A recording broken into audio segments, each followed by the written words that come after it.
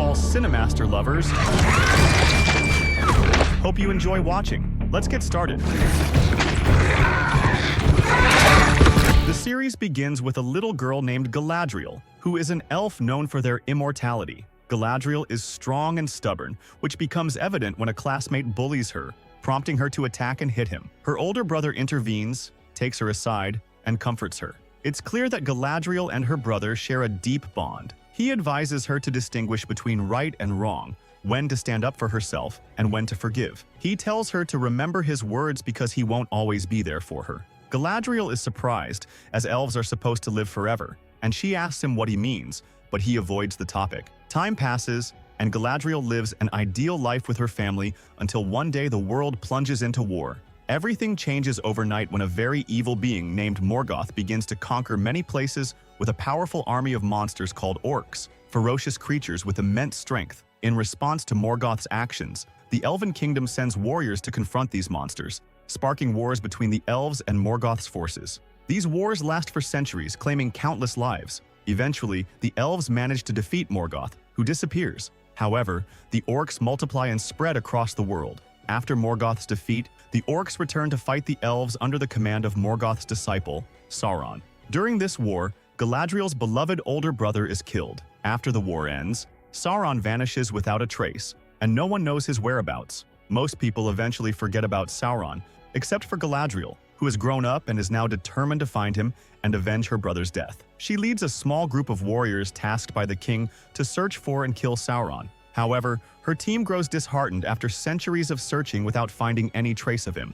They all want to return home, having lost hope, but Galadriel insists on continuing the search no matter the circumstances. Reluctantly, the group follows her to a location where Sauron is suspected to be hiding. There, Galadriel finds Sauron's symbol, feeling she's getting closer, but the group is attacked by a giant ice troll. The troll nearly kills most of the warriors due to its immense strength, but Galadriel intervenes and defeats it single-handedly, saving her team at the last moment. This showcases her exceptional strength and combat skills. After this, her team becomes adamant about returning home, convinced that Sauron is untraceable. They lay down their weapons, signaling their refusal to fight further. Galadriel reluctantly agrees to take them back. Upon their return, Galadriel meets her close friend, Harold, and recounts everything that happened. She asks him to arrange a meeting with the king to request a new group of warriors to continue her search for Sauron. Initially, Harold refuses, as she has just returned, but she persuades him. He warns her that the king is unlikely to agree,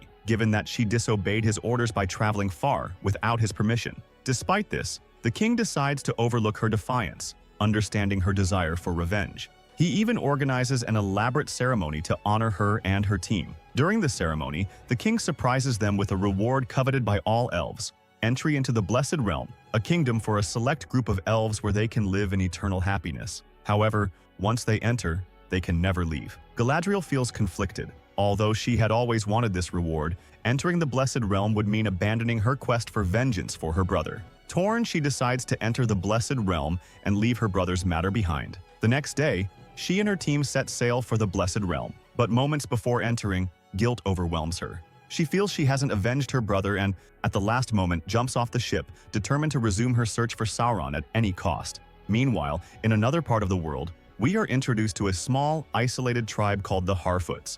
They lead a simple life far from the rest of the world. Among them is a curious young girl named Nori, who loves exploring and learning about the outside world, unlike the rest of her tribe. Her best friend, Poppy, shares her curiosity. One day, Nori sees a meteor crash nearby in the forest. Overcome with curiosity, she and Poppy investigate and discover that the object is a giant, mysterious being who is unconscious. Nori decides to help him immediately, bringing something like a stretcher. So, you place this creature on it and move it, and then, oh Bobby, the small tent. He sleeps in it until he recovers, and after that, they figure out his story. Then, we move to another place at the same time, to a person named Arondir. Arondir is an elf working in a watchtower near the human village. Arondir is in a romantic relationship with a human girl named Bronwyn, and their life is going very well until Arondir receives an order from the Elven Kingdom to leave the human village and return to live in the kingdom. On the day Arondir goes to inform his lover, Bronwyn, about this news, she becomes very upset because he is going to leave her and abandon her. He tries to explain to her that this decision is not in his hands, that these are orders, and he has to follow them. While they are talking, Someone interrupts them with news about a village in the human settlement, telling them that there are poisoning cases and strange occurrences. Arondir decides to go to investigate the village himself. Bronwyn requests to accompany him to the village, and they both head toward it. When they arrive, they are shocked to find the village completely destroyed, and no one alive in it. Arondir suspects that the destruction was caused by orcs. He tells Bronwyn to go warn her village immediately, fearing that if orcs were responsible, they might be on their way to destroy her village as well. Arondir begins searching for clues about what happened, and he finds a large pit. He enters the pit, but while inside, an orc attacks him, and he is captured. The next day, Nori goes to meet the giant she left in the tent the day before to find out his story. When he sees her, he was frightened and was about to attack her, but she manages to calm him down. He tries to communicate with her, but he doesn't understand her language, nor does she understand his. They cannot speak to each other. At the same time, Galadriel is still in the water, unable to reach anywhere, until she finds a group of people on something resembling a lifeboat. It is clear they are also lost at sea, like her. Galadriel joins them on the boat, but before she can say anything or get to know them, a giant sea monster attacks them. Everyone on the boat dies, except for Galadriel and a young man named Halbrand. The two work together to survive the sea, and they later get to know each other. Galadriel learns that orcs destroyed Halbrand's village and were the reason he ended up lost at sea. She asks him to provide her with information about the orcs and to take her to their land. She believes that the orcs will lead her to their leader, Sauron, whom she is determined to hunt down and kill. Halbrand agrees to help her. That night, a violent storm occurs, causing Galadriel to fall into the water, and she nearly drowns. Halbrand jumps in after her and saves her life. Exhausted, they both fall asleep. Meanwhile, Bronwyn reaches her village and warns the people about the presence of orcs in the area, urging them to flee immediately. However, no one believes her because they haven't seen an orc in a long time. Bronwyn decides to go home, take her son, and leave the village after doing her duty by warning the villagers. But when she arrives at her house, she finds it in chaos, and her son is hiding. When she asks him what happened, he tells her that an orc is in the house. The orc appears and attacks Bronwyn. She fights back, and after a struggle, she manages to kill it. Bronwyn cuts off the orc's head and takes it to the villagers. This time, they believe her immediately and begin packing to flee the village. Meanwhile, Elrond goes to the dwarves to ask for their help. The help he seeks is for them to provide a large workforce to construct a building as quickly as possible. The building is a massive, towering structure with a large fire beacon at its top to illuminate the entire kingdom. This idea is not Elrond's, but an official order from the king. Elrond is merely following orders. The Dwarven king initially refuses the idea because he doesn't trust the elves. But in the end, Elrond manages to convince him, and the king agrees. They begin constructing the tower. At the same time, we see Arondir, who has been captured by the orcs. He is thrown among a group of humans and elves, all of whom are forced to work like slaves. They are digging into the ground, though they don't know why. Arondir is forced to dig alongside them to avoid being killed by the orcs. Meanwhile, Galadriel wakes up to find herself and Halbrand on a ship. The crew of the ship are humans who saved them from the sea. Galadriel tries to speak with the ship's captain, but he refuses, telling her that she must speak with his queen instead. The captain takes her to their kingdom. As soon as Galadriel sees the kingdom, she recognizes it and recounts its history, explaining that her ancestors, the Elves, gave this land to these humans because they had fought alongside them during their wars against Morgoth. This was in contrast to other humans who had fought against them at the time. The captain takes Galadriel and Halbrand to meet the queen. The queen is not concerned about Halbrand because he is human like them, but she is very wary of Galadriel because she doesn't trust elves, despite their historically good relations. Galadriel thanks the queen and the captain for saving her from the sea and tells them that she needs to leave immediately as she has an important journey ahead. But the queen refuses to let them leave, saying she doesn't trust Galadriel to let her go and that they will remain imprisoned until she learns their full story and decides whether to let them leave or not. Later, the queen summons the captain and asks him why he saved Galadriel and brought her to their kingdom. The captain replies that the sea brought Galadriel to him, and that he thought she might be useful to their kingdom, so he brought her. The queen tells the captain to keep a close eye on Galadriel because she is not easy to deal with and will try to escape. Indeed, it doesn't take long before Galadriel attempts to escape from the guards in the streets after managing to break out of her cell. However, the captain finds her and tries to convince her to return to her cell peacefully. To gain her trust, he speaks to her in Elvish. They begin to bond, and she starts to trust him. He reveals that they have the largest library of ancient knowledge and maps in the world, where he learned the Elvish language. When Galadriel hears about this library, she insists on being taken there immediately. The cat takes her there, and at that moment, Galadriel searches for anything that can help her reach Sauron. She finds an ancient manuscript that explains the meaning of Sauron's poem. This poem points to a specific location on the map, which is the Southern Lands. Galadriel realizes that the orcs will make these southern lands their colony to expand and eventually conquer the entire world. She decides to take Hal and go to the southern lands to confront Sauron and the orc army. Later, Hal ends up in prison in the southern lands to deal with Sauron and his orc army. Galadriel visits Hal in prison,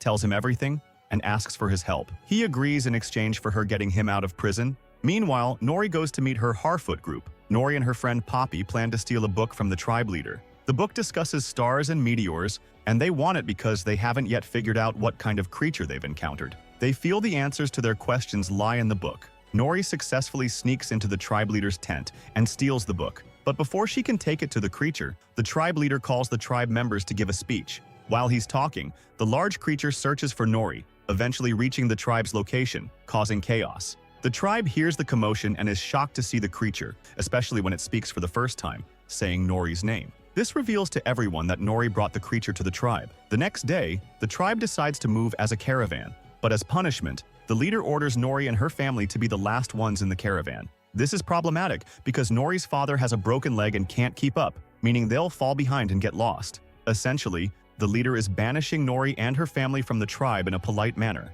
Nori feels guilty and doesn't know how to fix the situation. The caravan begins moving, and Nori's family struggles to keep up until the giant creature appears again and helps push their cart, allowing them to rejoin the caravan.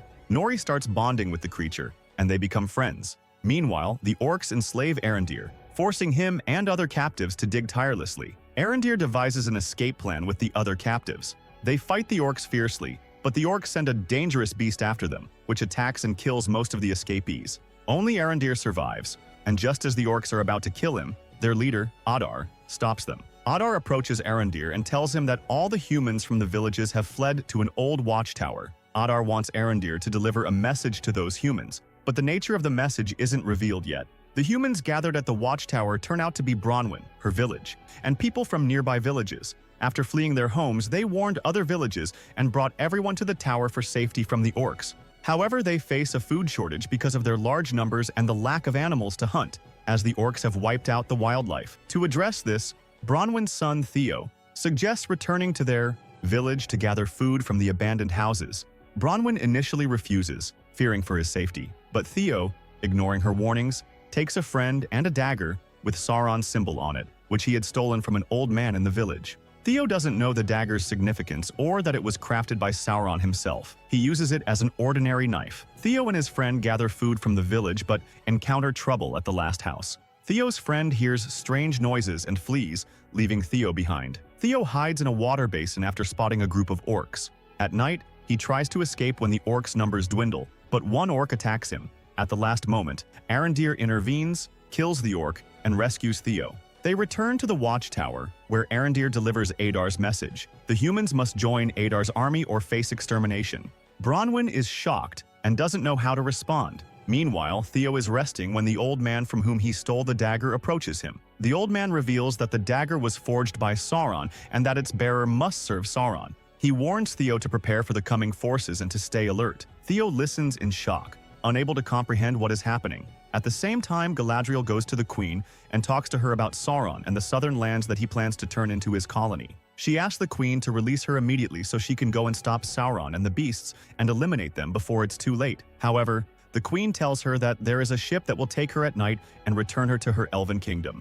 As for Halbrand, he will remain in the kingdom of men, where they will judge him for the troubles he caused in the kingdom. Galadriel becomes frustrated and begins to belittle the Queen, threatening her that if she doesn't release her, things won't go well for her or Halbrand.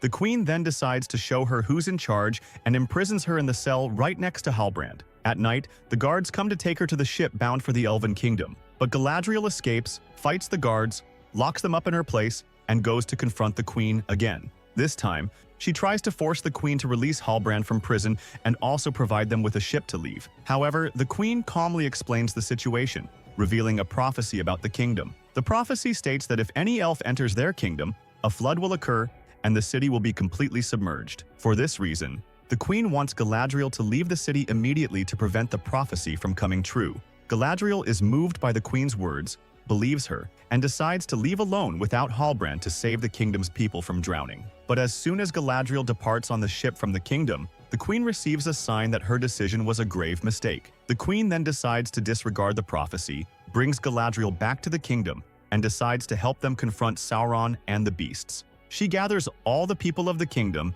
and gives a speech about the upcoming battle that Galadriel and Halbrand are preparing for. A large group of the kingdom's people volunteers and joins their army. Galadriel and Halbrand begin their preparations for war against Sauron and the orc beasts. Galadriel also plans to rally other races to join her in the fight against Sauron. The first part of the series ends here. If you liked the video, subscribe to the channel and activate the notification button so you never miss an updates. See you in the next video.